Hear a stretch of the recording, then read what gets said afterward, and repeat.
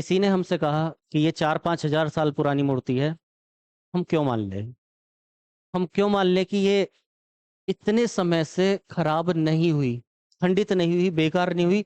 या हम मान भी लें तो इसका समय कैसे मान लें कि इतनी पुरानी ही होगी? हो सकता है 2-3-4 साल, 10-20 साल, 30-50-100 200 300 400 500 साल पुरानी हो। 5,000 साल पुरानी बात कर रहा हूँ, तो क्यों मान लें? है ना?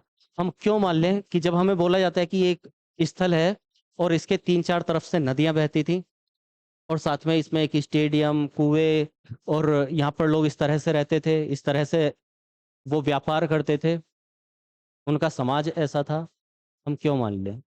किस आधार पर मान लें? हम किस आधार पर मान लें कि ये एक मूर्ति, हम किस आधार पर इन मोहरों को 4-5 हजार साल पुराना मान लें? हम ऐसा भी तो मान सकते हैं जैसे एक सुनार की जो सोने का आभूषण है, उसकी कॉपी कर कर आर्टिफिशियल चीजें बना दी जाती हैं, ऐसा भी तो हो सकता है ना? हम कैसे मान लें कि किसी व्यक्ति ने कहा कि एक मोहनजोदड़ो शहर है और इसमें बीच में ये स्नानागार था, अन्नागार थे, ये था, बहुत सारी चीजें थी, यहाँ के लोग इस तरह से रहते थे, ये काम करते थे, उनकी सभ्यता ऐसी थी? हम कैसे मान लें? हम कैसे मान लें कि हमें 6-7-8 हजार साल पुराने अनाज के दाने मिल गए, वो अभी तक खराब नहीं हुए, जबकि कुछ ही समय पहले का अनाज खराब हो जाता है। 1 साल में, 2 साल में, 3 साल में, 4 साल में अनाज खराब हो जाता है। तो हम कैसे मान लें कि इतना इतना पुराना अनाज को घुन नहीं लगा या खराब नहीं हुआ? हम सबसे बड़ी बात, हम ये कैसे मान लें कि एक सभ्यता, यानी कि हड़प्पा सभ्यता, सिंधु घाटी सभ्यता, चलो हम मान रहे हैं कि ये थी, हम कैसे माने कि सिंधु घाटी सभ्यता एक शहरी सभ्यता थी? और हम कैसे माने कि वैदिक सभ्यता एक ग्रामीण सभ्यता थी? चलो हमने ये मान भी लिया, तो हम ये कैसे मान लें कि सामान्यतः क्या होता है? सामान्यतः गांव होते हैं और गांवों के बाद शहर बसते हैं, लेकिन हम ये कैसे मान लें कि सिंधु घाटी सभ्यता एक शहरी सभ्यता थी जो पहले आई, पहले थी, और उसके बाद में वैदिक सभ्यता एक ग्रामीण सभ्यता जन्म लेती है? तो शहरी सभ्यता के बाद में ग्रामीण सभ्यता ने उसी स्थान पर जन्म लिया। हम ये कैसे मान लें आपकी बात को, ना? हम ये कैसे मान लें? चलो हम मान लेते हैं कि ये सभ्यता एक के बाद एक आ गई, तो हम ये कैसे मान लें कि इतने बड़े क्षेत्र विस्तार में, अर्थात भारत के हरियाणा, पंजाब, दिल्ली, राजस्थान, ये सारे क्षेत्र, और पाकिस्तान, बलूचिस्तान, पंजाब, सिंध, इतने बड़े क्षेत्र विस्तार में केवल एक ही सभ्यता, हड़प्पा सभ्यता, जिसको हमने नाम दे दिया, सिंधु घाटी सभ्यता नाम दे दिया, वो थी? हम कैसे मान लें कि सरस्वती नदी विलुप्त हो गई? हम ये भी तो मान सकते हैं कि इतने सारे शहर जो हड़प्पा सभ्यता, सिंधु घाटी सभ्यता के बता दिए जाते हैं, हम ये भी तो मान सकते हैं कि उनमें से कुछ शहर वैदिक सभ्यता के होंगे या किसी और सभ्यता के होंगे। तो इन सारी चीजों को, और साथ में आगे चल के मौर्य काल आता है, हम कैसे मान लें कि अशोक के अभिलेख हैं? अशोक के अभिलेखों को पढ़ा गया, बाकी किसके पहले अभिलेख कौन से, बाद में कौन सी, कैसी लिपियां क्या थी? हम कैसे मान लें कि पहले हड़प्पा सभ्यता, फिर वैदिक सभ्यता, फिर महाजनपद, फिर मौर्य काल, मौर्यों के बाद गुप्त आए? ये सब चीजें कैसे मान सकते हैं? तो आज इसी बारे में एक छोटा सा डिस्कशन, छोटी सी चर्चा करने वाला हूँ। कोशिश करूंगा कि बहुत संक्षेप में रखूं, बहुत ज़्यादा विस्तार ना करूं। तो नमस्कार, मैं सारथी, और स्वागत करता हूं आपका सारथी द मेंटोर पर। और ऐसे बहुत सारे कन्फ्यूजन्स जो हमें रहते हैं, क्लियर नहीं हो पाते, ठीक है, मैं मेरा प्रयास रहेगा कि मैं बीच बीच में ये चीज़ें क्लियर करूं। तो उसके लिए यदि आप सारथी से अभी तक नहीं जुड़े हैं तो जुड़ जाइए, और बाकी लोगों को भी जोड़िए।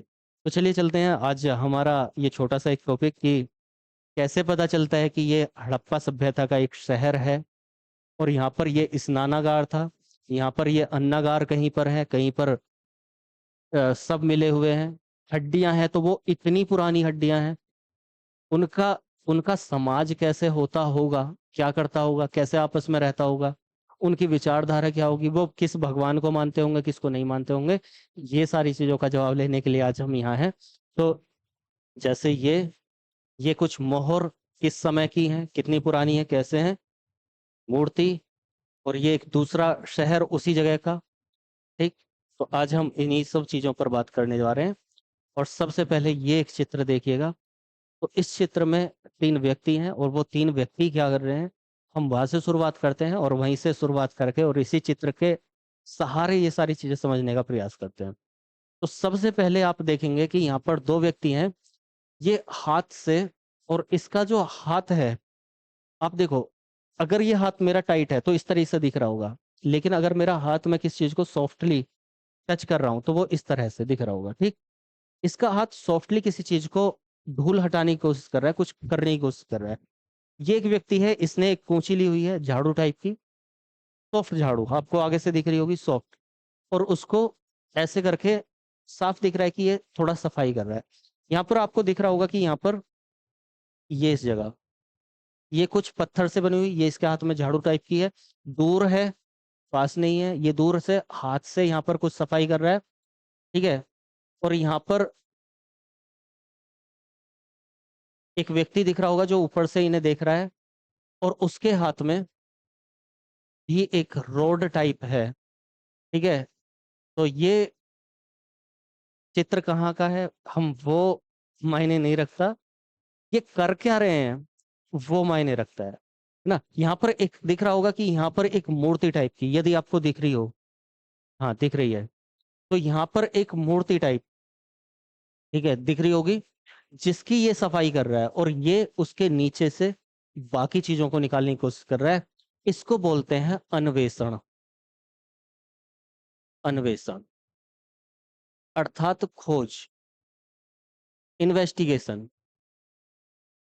ठीक है। मतलब सबसे पहले क्या किया जाता है, किसी भी चीज की जो पुरानी चीजें हैं उनको बोलते हैं हम पुरातत्व, पुराने तत्व।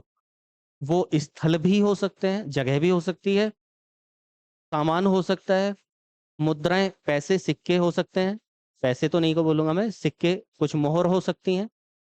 ठीक है। कुछ मूर्तियां हो सकती हैं। उन सभी चीजों को हम बोलते हैं पुरातत्व। समझ गए, पुरातत्व। अब जिन चीजों का हमारे पास लिखित में वर्णन है, उनसे अलग, उनसे पहले के समय को जानने के लिए जिनका लिखित में वर्णन नहीं है, उस समय को जानने के लिए हम क्या करते हैं, एक पुरातत्व विभाग है हमारा। ठीक है। वो पुरातत्व विभाग क्या करता है, खुदाई करता है, जगह जगह की अन्वेषण करता है। अब कहीं भी खोद लेंगे, हमारे घर के नीचे आइए, घर खोद दीजिए, उसमें हंडिया मिलेगी और सोना मिलेगा बहुत सारा, ऐसा हो सकता है? पुरानी फिल्मों में दिखाया जाता था तो नहीं। होता क्या है, आपको एक उदाहरण दे रहा हूं, जैसे कि सिंधु घाटी सभ्यता सबको पता है, हड़प्पा सभ्यता। जब हड़प्पा की खोज की गई तो कैसे हुआ था, क्या हुआ था, रेल की पटरियां, थोड़ा सा बता देता हूँ या फिर पता ही होगा। रेल की पटरियां बिछाई जा रही थी, और उन पटरियों पर क्या, उन पटरियों को बिछाने के जगह पर कुछ ईंटें मिली, उन लोगों ने उन ईंटों को यूज भी कर लिया। लेकिन वो ईंटें मिली तो कुछ व्यक्तियों को शक हुआ कि ये ईंटें किसी पुराने समय की हैं। उन्होंने बताया, जो हमारे आर्कियोलॉजिकल हैं उनको, ये चीज मैं पहले ही बता चुका हूँ कि आर्कियोलॉजिकल सर्वे ऑफ इंडिया, भारतीय पुरातत्व सर्वेक्षण विभाग, 1861 में बनाया गया इन्हीं चीजों के लिए। ठीक है। इसने अलेक्जेंडर कनिंघम ने।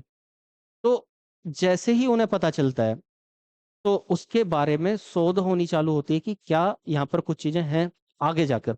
ठीक है। आगे जाकर कुछ समय बाद, तो वहां से हम खुदाई करते हैं उस जगह की, और ऐसे नहीं कि जेसीबी चलवा दी, उस जगह को क्या किया जाता है, उत्खनन किया जाता है उस जगह का। तो दूसरा शब्द आता है उत्खनन। उत्खनन। ठीक है। अब ये उत्खनन दो तरह का होता है, एक लंबवत, लंबवत, एक एक करके समझेंगे इस चीज को। लंबवत या ऊर्ध्वाधर इसको बोल देते हैं, ऊर्ध्वाधर, लंबवत ही रहने देता हूँ ये लिखने में। चलिए, लंबवत, लंबवत का मतलब इस तरह से, परपेंडिकुलर, सीधा, वर्टिकल। और दूसरा होता है क्षैतिज। क्षैतिज। तो ऊर्ध्वाधर या लंबवत और क्षैतिज, दोनों का मतलब क्या है अभी बताऊंगा। पहला क्या हुआ, हमने उस जगह की खुदाई करवाई, चीजों को खुदवाया, निकलवाया जमीन से, और वहां पर देखा कि क्या क्या था, तो उसको बोलते हैं हम अन्वेषण, खोज, इन्वेस्टिगेशन। अब ये जो इन्वेस्टिगेशन चल रही है, इन्वेस्टिगेशन में अगर हमें पता चला, हमें लगा कि ये कोई पुरानी चीज है ना, तो हम क्या करेंगे, उसके ऊपर एक रिसर्च करेंगे। हमारा जो पुरातत्व विभाग है वो क्या करेगा, वहां से जो भी सामान मिल रहा है उसको आर्कोलॉजिकल सर्वे ऑफ इंडिया के पास भेजा जाएगा। और जब भेजा जाएगा तो वो एक प्रोसेस करेगा जिसको बोलते हैं C14, यानी कि कार्बन 14। और कार्बन 14 का मतलब कार्बन डेटिंग प्रोसेस। एक एक करके समझिएगा, बीच में छोड़ दिया तो चीजें निकल जाएंगी। कार्बन डेटिंग प्रोसेस, ठीक है। अब ये तीन चीजों को हमें समझना है, एक इन्वेस्टिगेशन को समझना है, एक उत्खनन को समझना है, और एक ये कार्बन डेटिंग को, ठीक है, C14 को। तीनों चीज क्या है, तीनों चीजों से ही हमें पता चलता है कि कोई चीज कितनी पुरानी है, कौन सी सभ्यता कितनी पुरानी है, उनका समय कैसे एक के बाद एक आया है। दूसरा, हमें इन्हीं तीनों चीजों से पता चलता है कि किस सभ्यता का कितना विस्तार है। समझ गए? अब कैसे पता चलता है, तो सबसे पहले एक कहानी, इस चित्र को देखते रहिएगा और वो कहानी सुनते समझते रहिएगा। कैसे? तो सबसे पहले क्या किया जाता है, हमें किसी स्थल पर, किसी जगह पर शक हुआ, कुछ चीजों के आधार पर हमने उसको हल्का सा खुदवाया, देखा कुछ मिल रहा है नीचे, कुछ ईंटें, कुछ जगह नीम भरी हुई मिली है। हमने उसको और खुदवाया, धीरे धीरे पता चला वहां से कुछ कंकाल मिल गए, कुछ और चीजें मिल गई, ठीक है। हमने उन चीजों को सबसे पहले क्या किया, उनको इन्वेस्टिगेट करना शुरू किया। जैसे हड़प्पा सभ्यता को भी ईंटों के आधार पर ही जाना गया था, तो वैसे ही ईंट, कंकाल, मूर्तियां, मोहरे, ये कोई भी चीज हमें मिलती जाएगी तो हम उस चीज के आधार पर क्या करते जाएंगे, उसको एक तरीके से ये समझ लिए सैंपल भेज दिए गए लैब के लिए। और लैब में क्या किया गया, उस इन्वेस्टिगेशन चल रहा है वहां पर, ठीक है। अब उस इन्वेस्टिगेशन को क्या किया जा रहा है, यहाँ पर पुरातत्व विभाग के पास लाकर उसका क्या किया जा रहा है, कार्बन डेटिंग किया जा रहा है।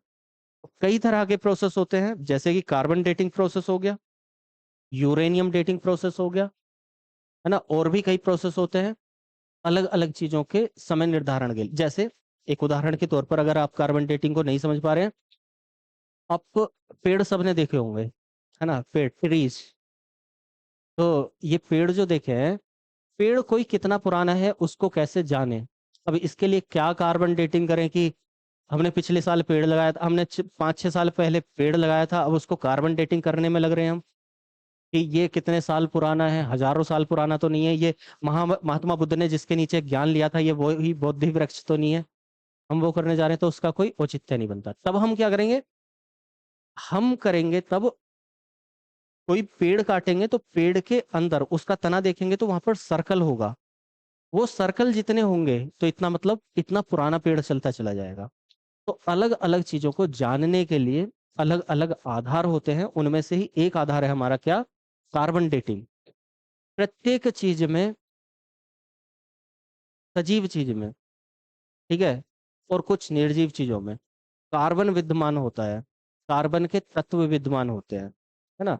तो वहां पर उन तत्वों को देखा जाता है और कार्बन डेटिंग प्रोसेस किया जाता है। और इसका मतलब होता है कि कुछ सालों में कार्बन क्या होता है, कार्बन की एक विशेषता होती है क्या, कि कुछ सालों के अंतरालों, और ये कुछ साल जो हैं वो लगभग 5,500-6,000 वर्ष हैं, तो उतने सालों के बाद में वो कार्बन जितना पहले था उस वस्तु में, उसका आधा रह जाता है, ठीक। उस आधार पर हम उसको बोलते हैं अर्ध आयु काल।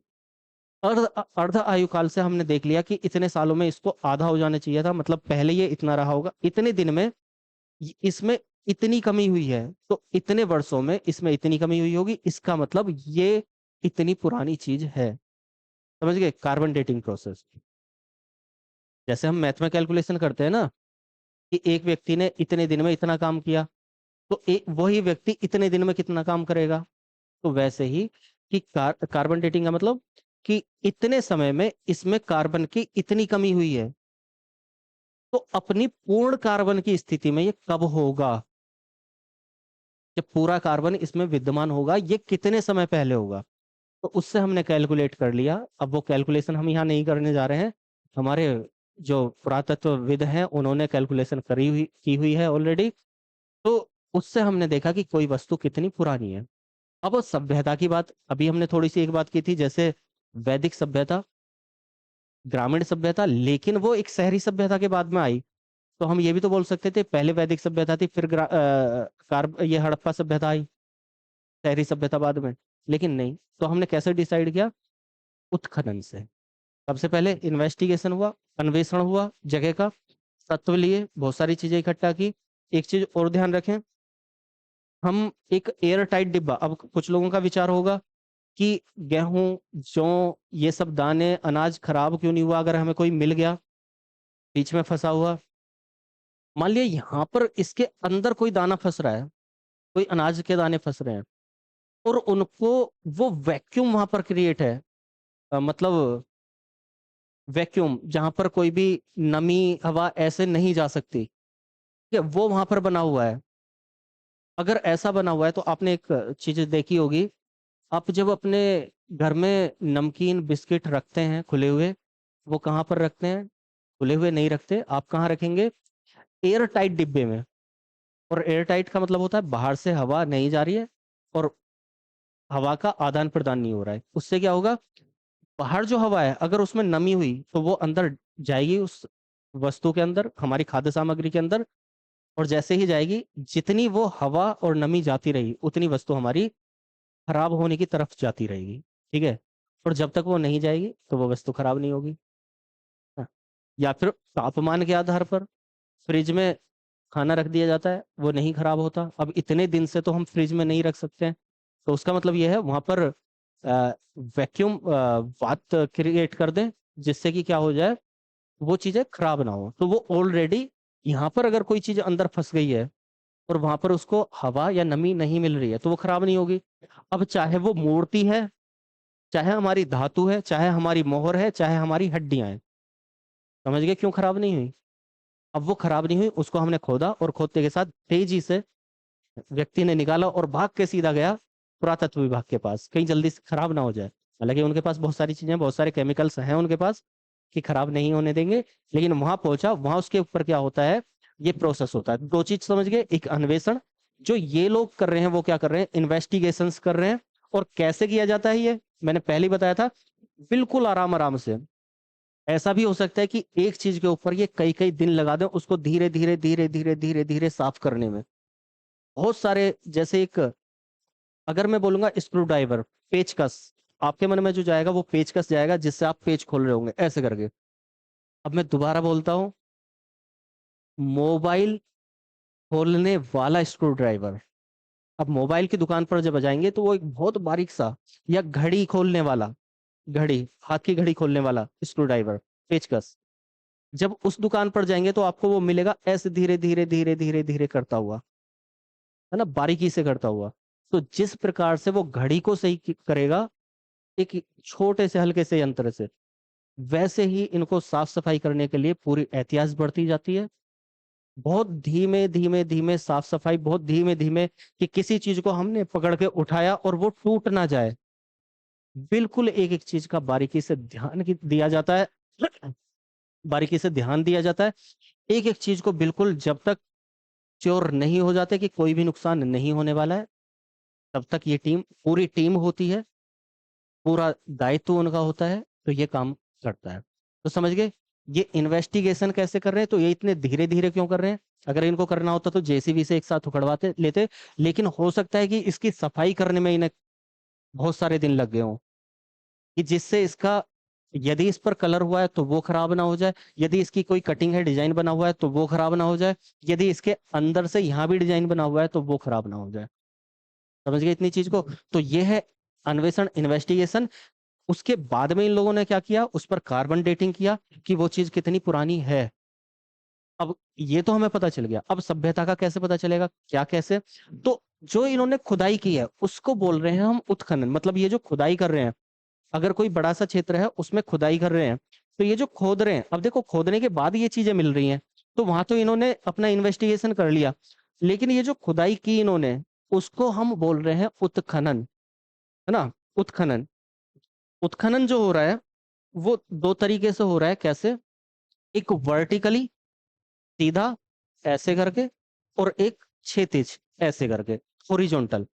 और इसको बोलते हैं हम हॉरिजॉन्टल सीधा, है ना, ऐसे सपाट। इसको बोलते हैं हम वर्टिकल। ठीक, क्षैतिज ऊर्ध्वाधर, इस तरीके से। अब अगर आपको परीक्षा के हिसाब से भी या वैसे भी ध्यान रखना है तो ध्यान रखिएगा, ये जो लंबवत या ऊर्ध्वाधर उत्खनन होता है, ध्यान से समझिएगा इस चीज को।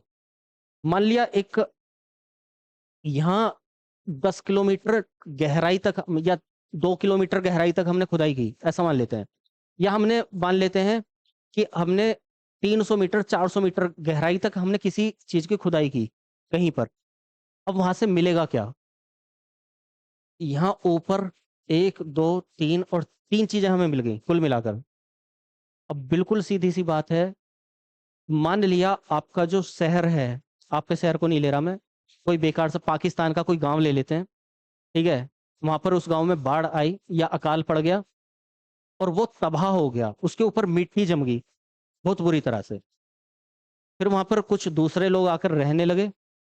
ऐसा गाँवों में अक्सर बोला जाता है कि गांव पलट गया। तो गांव पलटने का मतलब कि वो किसी भी बाढ़ के कारण या किसी भी कारण से उसके ऊपर मिट्टी आ गई। वहां जो भी लोग थे वो सब दफन, उस मिट्टी में जो भी घर थे, मकान थे, जानवर थे, फसल थी, खेत थे, सब दफन।